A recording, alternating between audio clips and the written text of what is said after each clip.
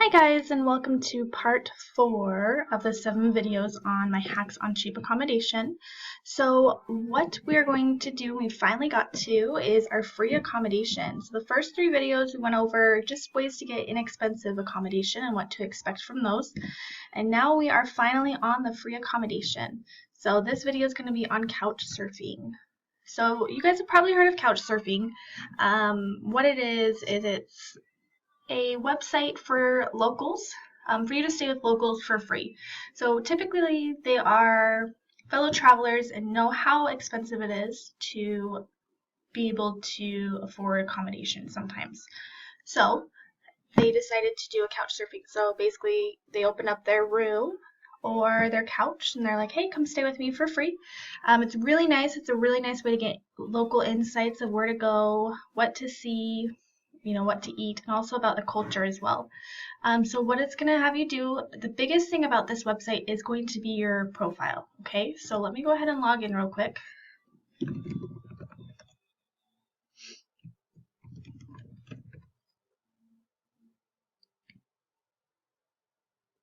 Okay, perfect. So when you decide to sign up, what it will do is it will ask you to be a verified member. So this means that you have to pay to be verified. Usually, depending on the host, some people like you to be verified because it means you're willing to put forth money and you're more serious about this.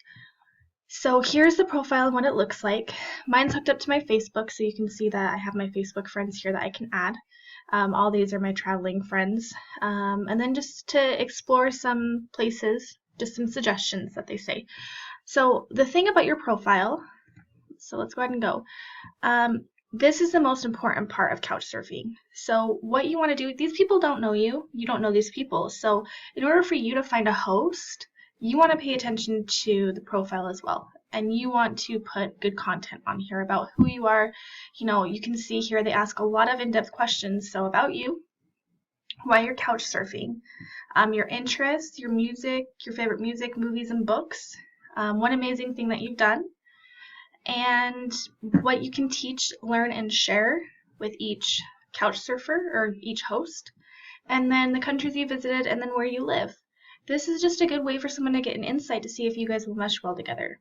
So there are 2 different types of couch surfers. Some people join on here just to get free accommodation, and that honestly is not what couch surfing is about.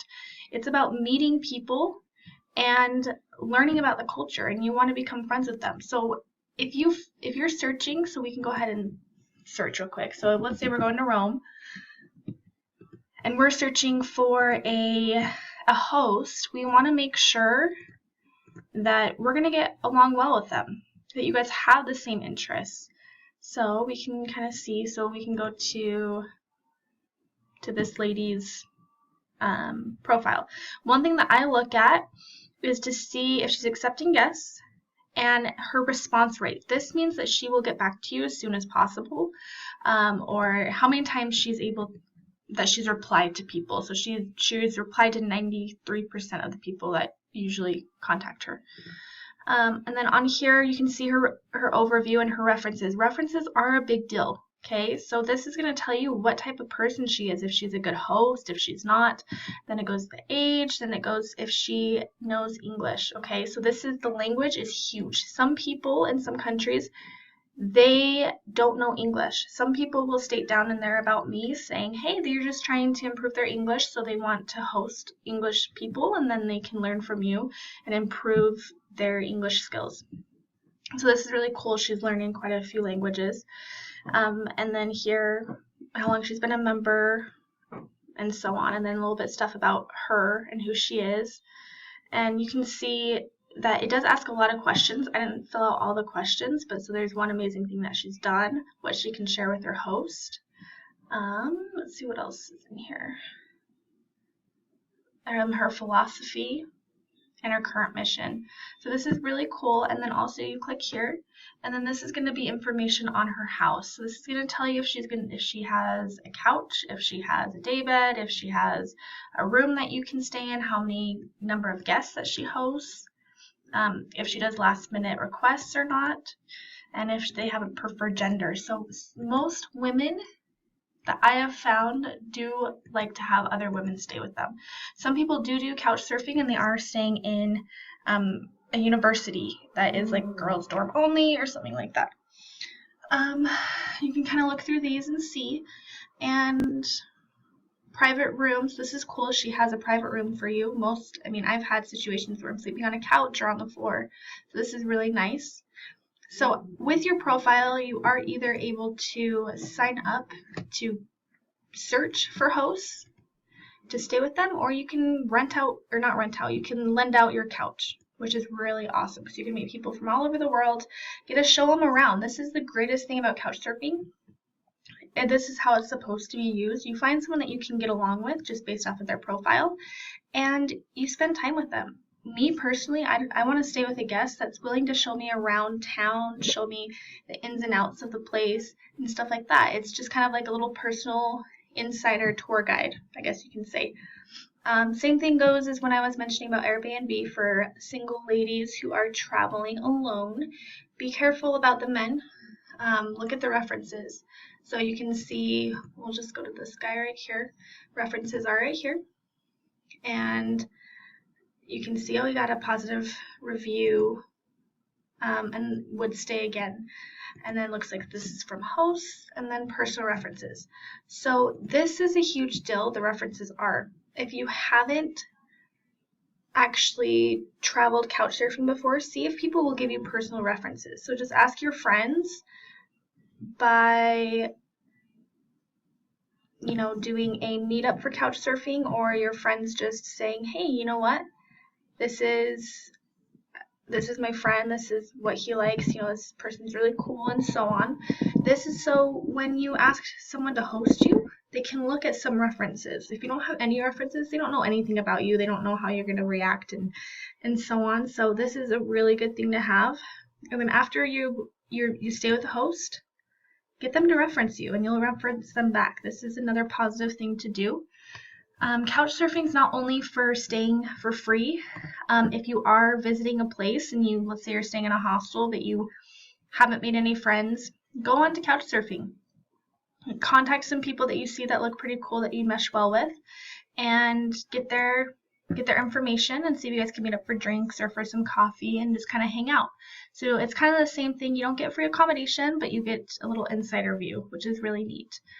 But other than that, I'm trying to think what you can do if you're not hosting any guests at your house. If you're traveling, you just need to put not accepting guests. Or you can accept guests if you are wanting to take on some people. When I stayed in my flat with my friend, we ended up hosting 2 Australian guys. It was so much fun. And I had that up to host a few other people as well. And then some people you'll see, they say that they're maybe accepting guests. If you think that you would get along well with that person, send them a message. Just say, hey, I'm going to be in the area for these dates. You want to send a very personalized message as well. You want to tell them, oh, I saw, you're into yoga. I really like your profile. I feel like you and we can do yoga in the morning or something like that. So something really personal, just like you're messaging a friend. And that's usually what I do with them, maybe accepting guests. If they're not accepting, don't worry about bothering them unless you want to meet up. Then you can message them and say, hey, I thought our profiles, or that we would mesh really well together. So let's go ahead and see if we can meet up sometime while I'm in town. And then this is if you just want to meet up. So if you're not looking for a place to stay and you just want to meet up with people, you can just put that as your main status. So you can look on mine. I just say I want to meet up. And my information, I'm a payment verified, so that means I made the payment. I'm phone verified, so that just means that they send a code to my phone. It's just basically saying that you're a real person, and it's a little bit more credible as well. But other than that, that's all I can really think about right now. This is also if you want to find specific people. But one thing, like I said, just be careful, be personal. Make sure you stay with someone that you really think you'll get along with. This is not just I'm going to crash on your couch site. It is for meeting people and making friends. If you take that approach, you're more likely to get responses. If I were you, I would find probably about 5 or 6 people and send them requests. And usually do it beforehand. Don't do it last minute, because some people don't reply on time, or they just deny you, basically. It's better if you can plan ahead at least a week or two in advance, so they can say, okay, I have a couch surfer coming to stay here next weekend, let me get everything ready. So basically do it in advance and do it to multiple people. A lot of people don't reply. A lot of people don't reply. And then if you get denied by one, you have 5 other people that you can kind of wait and see. This is a really good thing, but it's better if you just plan in advance and get those reviews. But other than that, that is it with couch surfing. So yeah.